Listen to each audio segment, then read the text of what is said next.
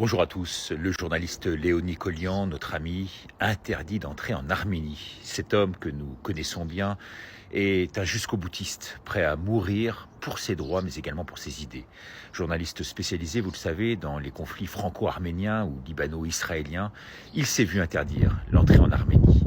Dans des vidéos diffusées lundi à l'aéroport d'Erevan, où il vit dans cette zone internationale depuis quelques jours, le journaliste a souligné que les agents de l'immigration avaient tout simplement refusé de lui expliquer pourquoi il n'était pas autorisé à entrer dans le pays, considéré tout simplement aujourd'hui comme un vulgaire terroriste.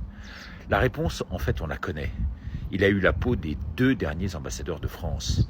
Anne Louillot d'abord, suspectée de détournement d'argent, et le dernier en date de Cotigny, coupable, selon Léo Nicolian, de s'adonner dans des vidéos d'agissements sexuels sur mineurs.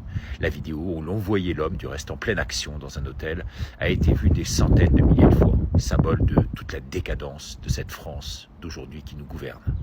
Léo en est aujourd'hui à son 18e jour et de grève de la faim et 7e jour de grève de la soif.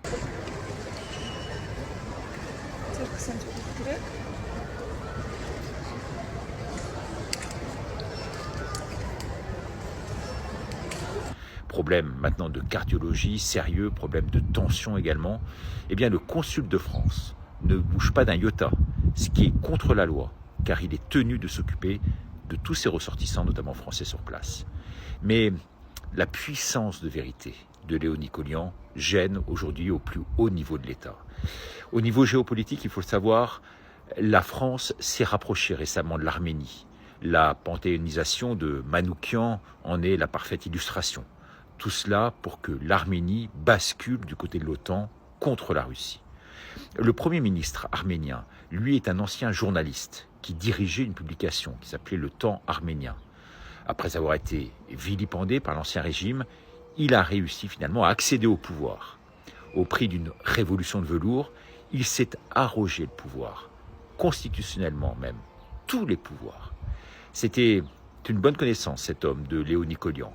Ils s'entendaient très bien, se voyaient souvent, mais l'homme, depuis, a cédé aux sirènes mercantiles occidentales.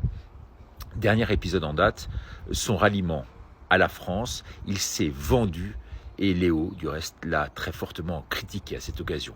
Et le Premier ministre lui empêche maintenant tout simplement l'accès sur le territoire arménien.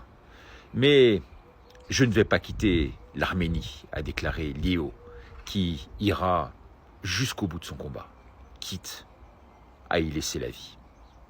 Merci, à demain, au revoir.